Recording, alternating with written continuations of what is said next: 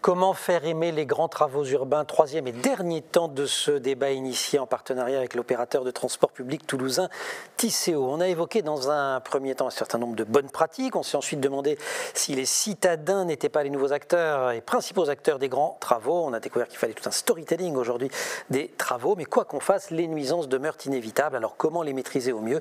C'est la question qu'on va poser dans cette troisième émission, avec toujours pour invité Valérie Faucheux, adjointe à la maire de Rennes en charge des mobilités et des déplacements, avec Béatrice Vessillet, vice-présidente de la métropole de Lyon en charge de l'urbanisme et vice-présidente de Citral Mobilité, avec Marion Ayou du CEREMA. Elle est notamment coordinatrice d'un guide du CEREMA intitulé Piétons et chantiers urbains, mais également responsable d'espace public et voirie urbaine du même CEREMA. Et puis Jean-François Monteil qui nous rejoindra, président de la Société des grands projets, et toujours mon confrère Philippe Gagnebé, correspondant du Monde à Toulouse. Marion Ayou, la diversité des nuisances, quand on l'évoque, c'est un catalogue à la Prévert.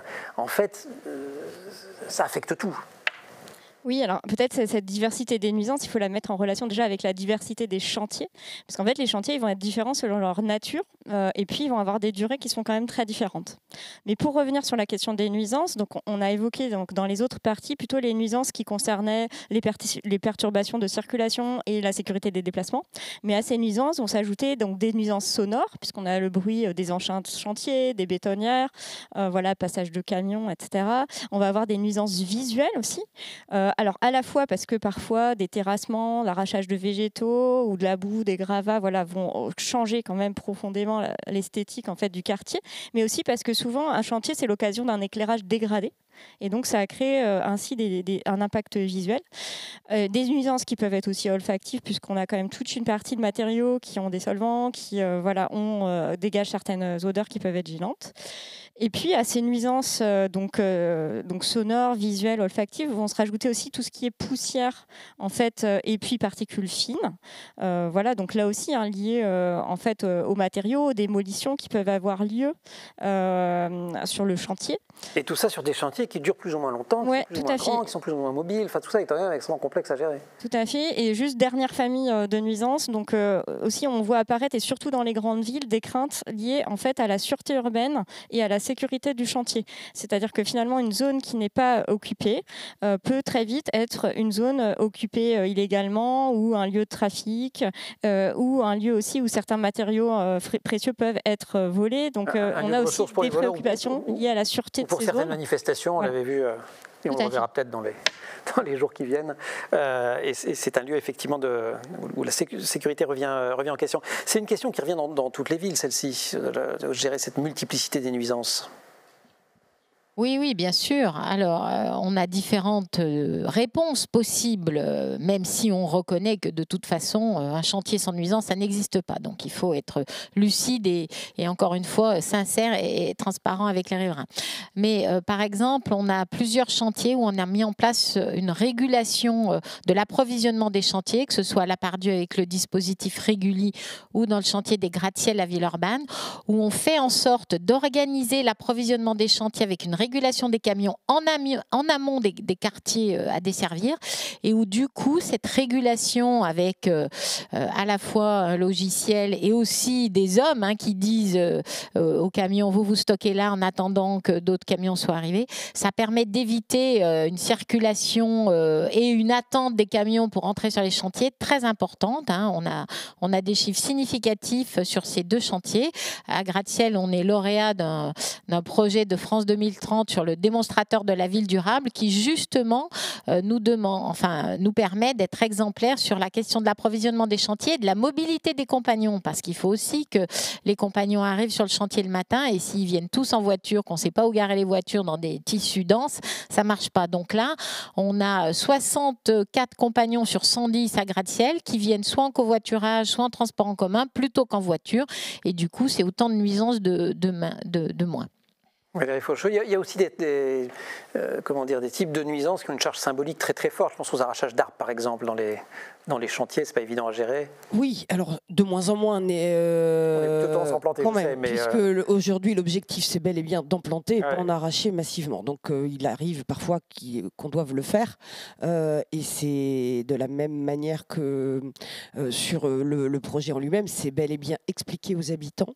On montre aussi la qualité de l'arbre éventuellement que l'on détruit et le dispositif de remplacement, puisque aujourd'hui sur Rennes et Rennes Métropole, le choix est de fait de remplacer comme en 3 pour 1 suite à une destruction. Les nuisances, c'est aussi tout simplement, si on veut reprendre la question notamment des commerces et des entreprises, c'est de tenir compte justement de quel type de commerce, quel type voilà. Donc un marteau-piqueur, même sur des chantiers assez courts d'une semaine ou 2 semaines, mais du marteau-piqueur à proximité d'une terrasse de café ou d'un restaurant, évidemment au moment du rush, c'est pas possible. Donc l'adaptation aussi des horaires au moment où les nuisances sont les plus fortes, évidemment, est réalisée et travaillée en lien avec les entreprises. Et évidemment, le magasin de prêt-à-porter va être moins en difficulté avec, par exemple, le marteau-piqueur. La question aussi des nuisances, c'est comment, comme j'ai évoqué notre projet sur les quais de Vilaine, la destruction du parking Vilaine qui va être fait par barge sur la Vilaine, puisque l'entreprise est quelques kilomètres plus loin, le long de la Vilaine aussi. Donc en fait, il y avait une praticité et cette entreprise a gagné l'appel d'offres et nous en sommes très heureux. Et ce qui évitera les norias de camions dans le centre-ville. Qu'est-ce qu'il faudrait pour que ces nuisances, en règle générale, soient atténuées? C'est une question de volonté politique, de coordination, de moyens. Vous avez cité beaucoup de chiffres. Béatrice Dessy, quasiment à chaque chantier depuis le début de la première et de troisième émission, ce chantier a 13 milliards, ce chantier a 200 millions, vous avez tout ça bien en tête.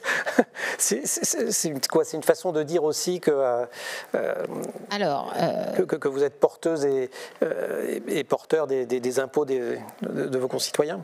Évidemment, on investit beaucoup sur le territoire métropolitain pour améliorer la vie des grands Lyonnais, des grands Lyonnaises. Donc il faut expliquer toujours le sens des choses.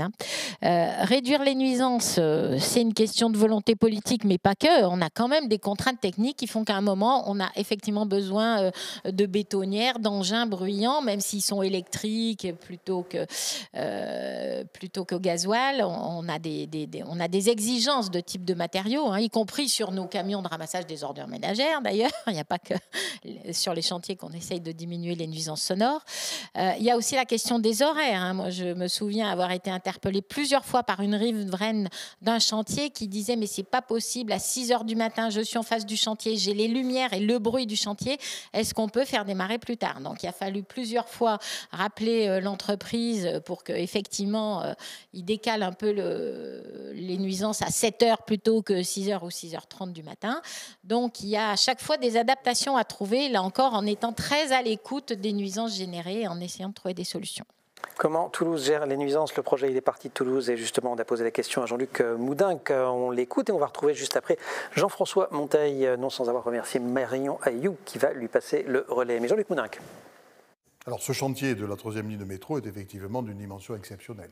27 km, jamais on a mené un projet d'une telle ampleur sur le territoire toulousain. Donc on a pris des mesures exceptionnelles pour justement faire en sorte que ça soit le moins nuisible ou le moins nuisant possible pour tout l'environnement.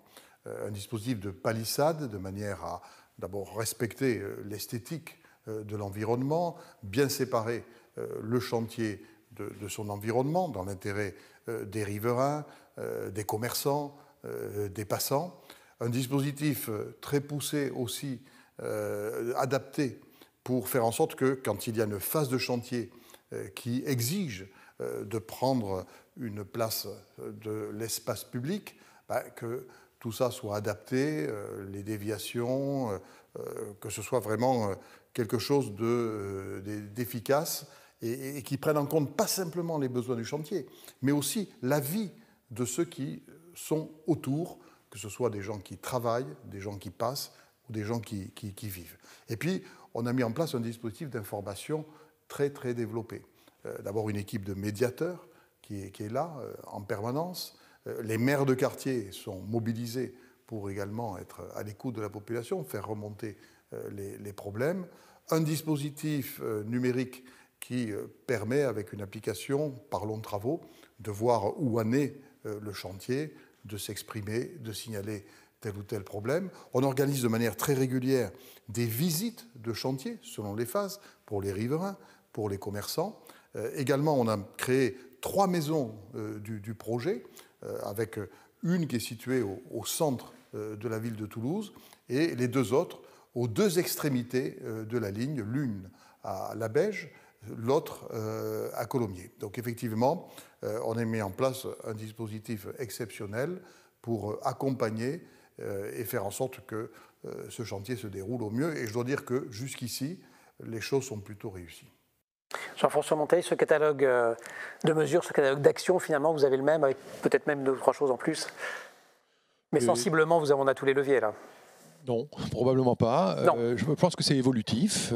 Évidemment, par rapport à ce qu'évoquait Jean-Luc Moudin, qu'il y a des choses qu'on fait, il y a des choses qu'on fait pas exactement de la même façon. Il faut s'adapter. Il faut qu'à chaque fois, on le fasse en tenant compte de la réalité du territoire sur lequel on travaille.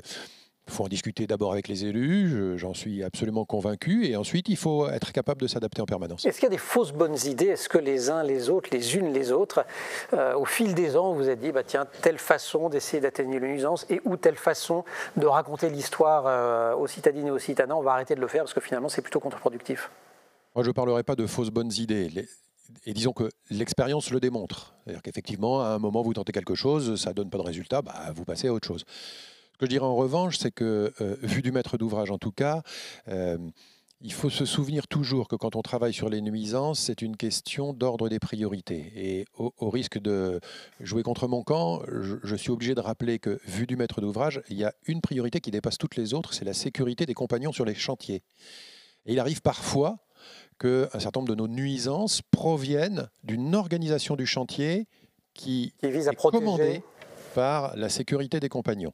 Ce n'est pas toujours le plus facile à faire comprendre parce que, par exemple, ça veut dire qu'à un moment, vous allez avoir un chantier dont la surface va être étroitement liée à la nécessité de pouvoir faire en sorte que les retournements à l'intérieur du chantier se fassent de manière sécurisée. Mais vous allez avoir des riverains qui diront je ne comprends pas, c'est immense, pourquoi ça le chantier est là-bas au bout. Pourquoi ça... Donc, même riverains qui liront tout de suite l'article qu'on fait parce qu'on fait à chaque fois un article quand il y a un décès, ça arrive sur les chantiers de Tisséo, sur le Grand Paris, c'est rare, mais ça arrive. Et vu de la société et on en parle des grands projets, en tout cas, il n'y a rien qui dépasse cette priorité. Une fois que j'ai dit ça, ensuite, il faut tout combiner. Il faut vraiment considérer qu'il n'y a pas de mauvaise idée a priori et qu'il faut essayer d'organiser les choses en fonction d'un réseau de contraintes techniques qui sont également extrêmement importantes. Si vous me permettez de garder juste une seconde la parole, prenez en compte le fait qu'il y a des nuisances directes pour les riverains, mais il y a aussi des nuisances indirectes. Par exemple, le Grand Paris Express passe son temps à traverser ou à passer sous des voies SNCF. Quand vous déroulez votre chantier, à un moment, vous devez interrompre la circulation. Donc vous demandez à la SNCF une interruption temporaire de circulation. C'est une nuisance, pas pour les riverains, mais c'est une nuisance, je vous en doutez bien. Donc ça veut dire qu'il faut combiner un réseau de nuisances diverses en essayant évidemment à chaque fois de les minimiser. Et il y a plein de moyens aussi techniques pour les minimiser. Par exemple ? Travailler avec d'autres types de matériaux. On a fait, par exemple, très concrètement, fait évoluer les modalités d'avertisseurs sonores des engins à l'intérieur des chantiers pour que ça fasse un peu moins de bruit, un bruit moins stressant, qui reste... Comme les sonneries dans les établissements scolaires. Tout à fait. On a arrêté la sonnerie stridente pour mettre... Exactement. Compatible, évidemment, d'abord avec la sécurité des compagnons. Oui, c'est ça. Première priorité. Mais ensuite, on écoute les gens, oh là là, ça fait un bruit horrible. Donc on a mis en place des dispositifs sur l'intégralité de nos chantiers qui combinent notre impératif numéro 1, la sécurité des compagnons, avec tout ce qu'on peut faire de mieux pour minimiser les nuisances. Des idées, des formes nouvelles de lutte contre ces nuisances? C'est aussi vraiment la question des horaires. Moi, je réinsiste sur cette question, puisque à proximité d'une école, éviter évidemment qu'un chantier de déconstruction d'une maison pour construire après un immeuble qui va durer pendant 3 ans, les camions ne soient pas présents et soient en train de reculer avec cette fameuse sonnerie stridente, quoi qu'il en soit, mais au moment de l'ouverture de l'entrée des enfants à l'école et donc de l'arrivée des parents et puis surtout des bambins qui sont peut-être en trottinette ou à pied. C'est aussi, je reparle des commerçants parce que je voudrais pas qu'on pense que parce que Rennes ne les indemnise pas, on ne les protège pas, mais de travailler aussi justement quand il y a une phase, notamment en centre-ville, on a eu quelques travaux importants, les phases commerciales importantes de période de Noël, de soldes, etc. Eh ben, nous avons interrompu, replié un peu le chantier, travailler sur des choses moins impactantes pour vraiment faire en sorte que la clientèle et le flux puissent bien se distribuer dans l'ensemble des magasins. J'ajouterais que c'est aussi une question de matière grise. Là, j'ai un exemple. Sur une des lignes de tramway qu'on construit, l'équipe de maîtrise d'œuvre nous dit qu'il va falloir fermer un pont routier pendant qu'on finalise le fameux pont dont je parlais tout à l'heure, le pont tramway mode actif. On va devoir fermer le pont routier qui est en parallèle du 1er juillet jusqu'au mois de février si vous voulez que le pont, le nouveau pont, il puisse être accessible aux piétons et aux vélos avant les élections. Alors là, on a dit la ville de Villeurbanne, non mais tant pis si le pont n'est pas en service pour les... Tant pis pour les élections, nous ne serons pas réélus, c'est pas grave. Non mais c'est beau, Béatrice Gillet. C'est qu'on s'est dit, la nuisance que représentait la fermeture du pont actuel pendant 6 mois, c'était pas acceptable.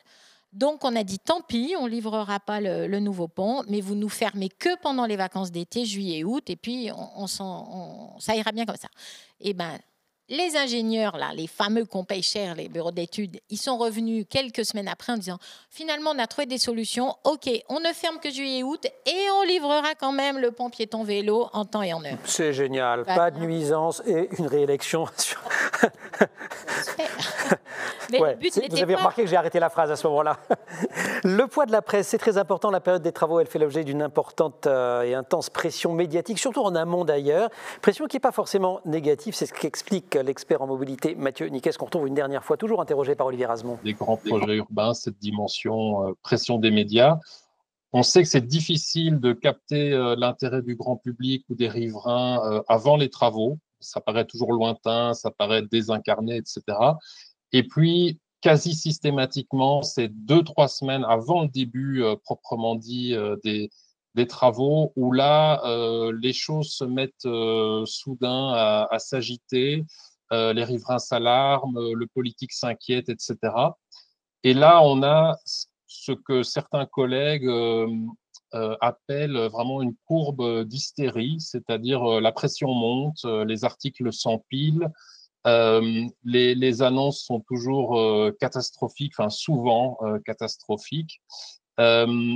Et là, quelque part, pour les porteurs de projets, c'est une situation inconfortable, c'est sûr. En même temps, il n'y a pas 1001 options. Il faut faire le gros dos, il faut essayer de tenir et aussi que le politique soit derrière. Et puis, il faut aussi se dire, tiens, finalement, toute cette campagne, tout ce battage médiatique, réseaux sociaux, etc., quelque part, ça sert la cause. Parce que souvent, ce qu'on constate, c'est qu'une fois que les travaux ont commencé, comme les gens en ont beaucoup entendu parler, qu'on leur a prédit quelque part le cataclysme, eh bien, on a induit des changements de comportement.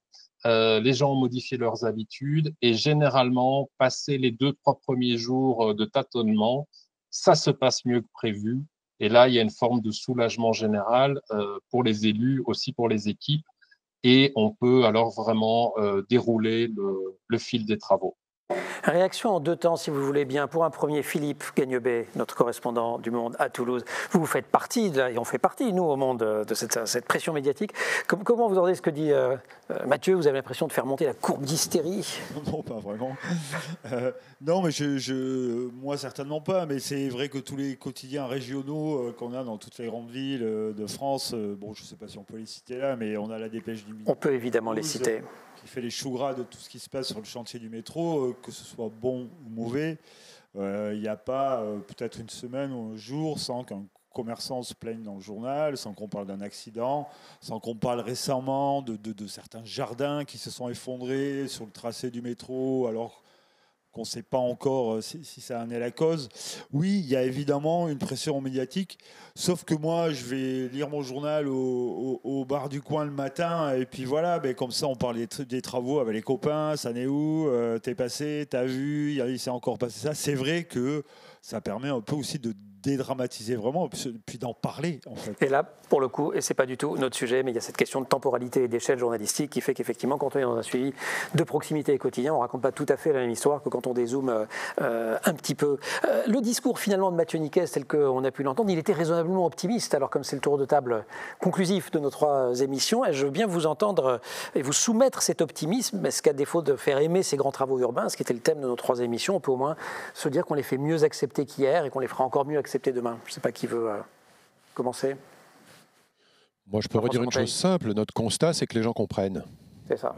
Vous trouverez toujours des gens qui sont opposants systématiques, mais qui en général poursuivent des objectifs un peu différents que celui d'un suivi précis du chantier. C'est souvent un peu extérieur, ça obéit à d'autres visions ou d'autres agendas. Ça existe, c'est normal, il faut en tenir compte. Mais quand vous êtes sur le chantier avec les riverains, les vrais, si je puis dire, et que vous expliquez, bien sûr, vous aurez du mécontentement. Mais il faut partir d'une idée simple. La première des nuisances, c'est que vous dites à des gens, votre vie va être différente, vous ne l'avez pas choisie, et pendant un certain temps, il faut que vous vous organisiez autrement. C'est légitime. Moi, je pense qu'il n'y a pas de crainte illégitime. Et il y a un facteur d'explication qui permet de faire beaucoup de choses. Donc, une essai de transparence, vous en parliez récemment dans une conférence de presse. Et j'ajoute que vous avez aussi un vrai intérêt. C'est-à-dire que quand on s'occupe, ce qui est le cas actuellement sur le Grand Paris Express, de travaux ferroviaires, par exemple, nous on parle des ferrovipates. C'est-à-dire que vous avez des gens qui ne sont pas que des retraités de la SNCF, qui sont des fanatiques absolus de ce qui se déroule pour fabriquer un nouveau métro. Je cite parfois l'exemple, on est tombé sur un jeune garçon qui doit avoir 13 ans, qui connaît notre chantier, je ne vais pas dire mieux que les ingénieurs de la SGP, heureusement, mais d'une manière incroyable, qui est fasciné par les trains, qui regarde la technique, est capable de nous expliquer mais est-ce qu'un métro automatique peut rouler en heure de pointe à 110 km/h ? Bah oui, ce sera le cas du Grand Paris Express. Vous tombez sur des éléments que je veux rappeler aussi, parce que derrière ça, il n'y a pas que de la nuisance, il n'y a pas que du rêve qu'on vend pour plus tard, il y a aussi de la fierté nationale. Ce qu'on fait à la Société des grands projets, c'est quelque chose qui existe sous cette forme à très peu d'endroits dans le monde, un métro automatique sans conducteur qui tourne en circulaire autour du Grand Paris, qui va atteindre effectivement des vitesses de pointe remarquables et qui va tout simplement permettre à des étudiants de vivre mieux leur vie. C'est une raison de fierté. Et quand on fait par exemple des fêtes de chantier, ce qu'on appelle les KM, quand on ouvre notre fabrique du métro, qu'on montre ce qu'on fait, vous avez cette dimension-là qui est très importante et qu'on retrouve à la fin aussi chez les riverains. Je suis fier d'être un acteur de ça. Dimension de fierté ? Oui, elle existe évidemment. De la même manière, nous, Rennes, la plus petite ville maintenant du monde avec 2 lignes de métro. Ouais. Voilà. Ça, il suffit de poser les pieds à Rennes pour s'entendre dire très très vite. Je l'ai entendu beaucoup. C'est un slogan que certes des élus précédents ont pu le dire, mais qui est souvent réutilisé aussi par les habitants. Et nous avons eu les mêmes qui, le 21 septembre 2022, étaient présents à 5h25 dans la l'ouverture de la deuxième ligne. Et voulaient le premier ticket, etc. Enfin voilà. Bon, mais néanmoins, j'ai envie de dire quand même, faire aimer ou pas les travaux. En tout cas, moi, en tant qu'élu, c'était mon premier mandat en matière de mobilité et de voirie. J'ai trouvé ça absolument passionnant, et je croise pas mal d'habitants aussi qui veulent comprendre et savoir, et c'est important. Ce n'est pas simplement que des râleurs, c'est juste des gens qui ont des impacts et qui veulent comprendre et puis voir ce qui va se devenir. Mais moi, j'ai quand même envie de dire, parce que comme on est sur les mots finaux, les nuisances, elles sont sur en termes de ce qui va se passer, l'adaptation de nos villes au réchauffement climatique, aux problèmes de mobilité, etc., l'engorgement de nos villes. Voilà. Et donc, malheureusement, lié à tous ces enjeux énergétiques... Qui sont les vraies nuisances, c'est ça que vous êtes en train de nous dire, qui vont bien au-delà des nuisances des travaux. Voilà. Et donc, on doit adapter nos villes. Alors, à Lyon, on a eu une période un peu critique il y a quelques mois, et du coup, on s'est dit qu'en effet, on atteignait un seuil de chantier dans l'ensemble de la métropole qui était vraiment critique, et du coup, on a décidé de décaler, de reporter certains nouveaux chantiers, que ce soit de voies lyonnaises, on décale dans quelques mois 70 km de nouvelles voies cyclables, ou que ce soit le projet de rive droite, de requalification de la rive droite du Rhône. Donc, il faut aussi savoir à un moment donné entendre que là, on est en limite d'acceptabilité. Mais à côté de ça, effectivement, je partage la fierté et le constat que la ville s'est transformée en quelques années avec tous nos aménagements d'espace public, d'aménagement cyclable, de réduction de la voiture, de piétonisation de la rue de la République au nord. Alors on va pas refaire toute la liste, mais... Non, mais il faut effectivement, les médias se font beaucoup le relais des opposants et des gens qui contestent ces projets-là, mais il y a une majorité silencieuse qu'on rencontre aussi quand on va au-devant dans la rue, quand on fait nos forums dans l'espace public. Qui viennent vous dire merci. Très contents des évolutions et qui trouvent que c'est un réel plus pour la qualité de leur quotidien. Merci à toutes et à tous. Et puis l'avantage d'avoir un confrère sur ce plateau, c'est que pour une fois, c'est vers vous qu'on s'est tourné, Philippe, pour dire les médias et pas vers moi. D'habitude, c'est moi qui prends. Merci beaucoup, Philippe Gagnevet, correspondant du Monde à Toulouse, Béatrice Vessidier, Lyon, Valérie Faucheux, Rennes, la société, je ne vais pas le dire, des grands projets. Et je fais bien attention, ex-société du Grand Paris, on peut quand même le dire, puisque un des chantiers maîtres, c'est le Grand Paris Express. Et Marion Ayou du CEREMA qui nous ont accompagnés pendant toutes ces émissions. Merci aussi à toute l'équipe qui a préparé ces émissions. Olivier Razemont, Philippe Gagnevet, Josépha Lopez, Cécile Jurissic, Esther Descamps au Monde. Au son, nous avions Noémie Jacques, à la réalisation François Zaïdi. Je précise qu'en complément de ces 3 émissions, vous pouvez lire le dossier spécial que Le Monde a consacré à ce sujet, Faire aimer les grands travaux, dans son édition datée du 30 août, et évidemment les articles et les photos d'Ulrich Leboeuf qui nous ont accompagnés dans ces émissions. Ces articles et ces photos sont également disponibles sur notre site. Merci à toutes et à tous.